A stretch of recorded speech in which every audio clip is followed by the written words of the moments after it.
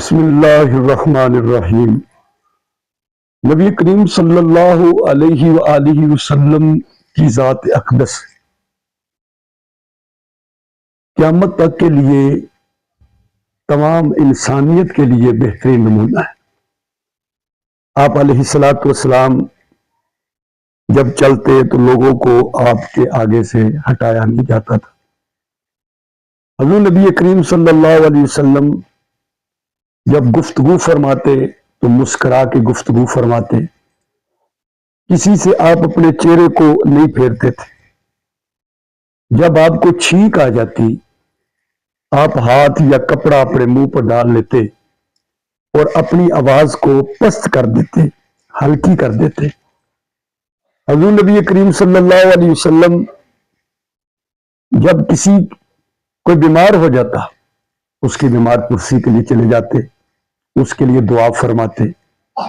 جب کوئی فوت ہوتا تو اس کے جنازے میں شریک ہوتے اور دفن کرنے کے بعد آپ اس کے لیے استغفار کرتے اور اپنے اصحاب سے، ساتھیوں سے یہ فرماتے کہ بھائی اپنے بھائی کے لیے آپ استغفار کریں۔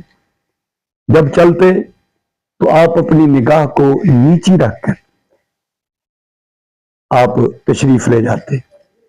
جب کوئی آپ کو بلاتا، کوئی دعوت دیتا تو آپ یہ نہیں دیکھتے کہ دعوت دینے والا کون ہے، آپ چلے جاتے۔ غریب سے غریب صحابہ آپ کی دعوت کرتے تو نبی کریم صلی اللہ علیہ وسلم ان کی دعوت کو قبول کرتے اور آپ ان کے گھر میں تشریف لے جاتے۔ اگر کوئی غریب ضرورت مند آپ کے پاس آتا کوئی بات کہنے کے لیے، راستے میں چلتے ہوئے کوئی غریب آپ سے بات کرنا چاہتا تو آپ اپنے اصحاب سے علیحدہ ہو کر اس کی بات سن لیتے، چاہے وہ کوئی عورت ہو چاہے کوئی مرد ہو۔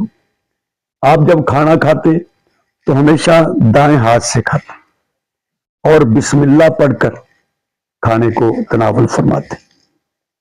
پانی جب پیتے تو 3 سانس لے کر نبی کریم علیہ الصلوۃ والسلام پانی کو پیتے اور آپ فرماتے کہ جب تم ایک دوسرے سے ملو تو سلام علیکم کہا کرو، کیونکہ سلام علیکم کہنا یہ ایک دوسرے کے لیے سلامتی کی بہترین دعا ہے۔